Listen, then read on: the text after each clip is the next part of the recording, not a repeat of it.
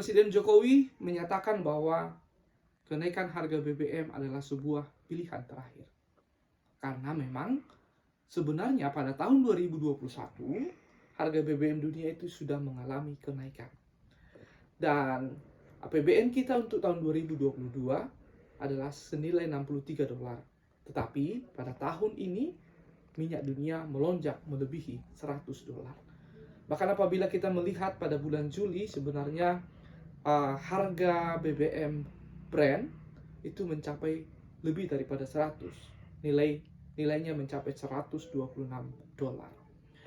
Kenaikan harga BBM memang selalu menjadi dilematis bagi pemerintah.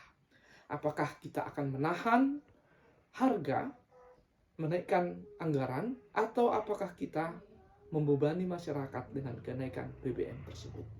Sebenarnya pemerintah sudah berusaha untuk menahan harga supaya kenaikan minyak ini tidak membebani masyarakat. Pada bulan Juli yang lalu, pemerintah berkoordinasi dengan DPR bagian anggaran, kemudian dinaikkanlah anggaran untuk subsidi minyak kita dari 152 triliun kini menjadi 502 atau sebesar 3 kali lipat dari anggaran. Namun di sisi lain juga kita juga melakukan subsidi dari hasil windfall harga komoditas karena harga-harga dunia yang naik, dan ini kemudian memberikan dampak positif kepada pendapatan negara sebesar 420 triliun. Namun tantangannya adalah yang pertama, karena pelonjakan harga-harga dunia yang begitu luar biasa sehingga terjadilah pelemahan nilai rupiah kita dari 14.450 menjadi 14.880, sehingga memang sangat membebani negara kita. Kemudian diperhitungkan karena COVID sudah melandai, maka diperhitungkan masyarakat yang akan memakai Pertalite dan solar akan mengalami peningkatan yang sangat signifikan. Diperhitungkan dari 23 juta barel pemakaian Pertalite akan naik menjadi 29, kemudian dari 15 solar akan naik menjadi 17. Itulah yang kemudian membuat anggaran kita untuk minyak ini akan mengalami peningkatan yang sangat signifikan. Kemudian setelah di total semua, maka nilai yang akan dibutuhkan itulah sebesar 698 triliun hanya untuk subsidi kita. Dan secara logika, angka 698 triliun ini hanya akan dinikmati oleh sekelompok masyarakat yang dikategorikan sebagai kalangan menengah ke atas, sehingga memang pemerintah sedang mencari upaya bagaimana supaya dengan kenaikan harga BBM ini maka akan ada subsidi silang antara yang kelas menengah dan kelas bawah. Memang ada tanggapan sekelompok masyarakat bahwa dengan dinaikkan harga BBM ini maka pemerintah sama sekali tidak punya subsidi untuk BBM kita.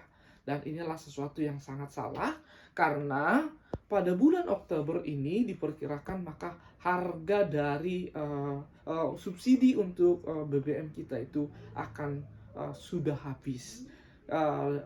Oleh karena itu, bagaimana tindak lanjut berikutnya adalah maka untuk menyusun anggaran ketika subsidi minyak kita itu sudah habis, maka yang dilakukan adalah pemerintah biasanya akan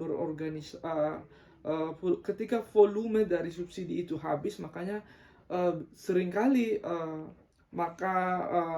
badan pengelola hilir dari Pertamina itu akan selalu mengingatkan pemerintah, kemudian menyampaikan setelah diperingatkan bahwa subsidi BBM kita itu akan habis, kemudian akan berkoordinasi dengan Kementerian ESDM, kemudian Kementerian ESDM akan berkoordinasi dengan Kementerian Keuangan, kemudian Kementerian Keuangan akan berkoordinasi dengan DPR, secara khusus Komisi 7 yang berbicara tentang penganggaran dana Kemudian setelah diadakan koordinasi dengan beberapa lembaga ini, maka akan diputuskan apakah BBM itu akan dinaikkan atau pemerintah akan menambahkan subsidi.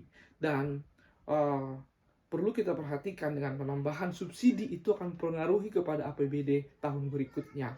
Apabila di tahun ini akan ditambahkan subsidi untuk BBM, maka di tahun berikutnya maka kita akan mengurangi APBD kita. Sedangkan di tahun berikutnya banyak program-program pemerintah, mengingat kita baru pulih dari COVID, sehingga memang akan sangat mempengaruhi kinerja pemerintah.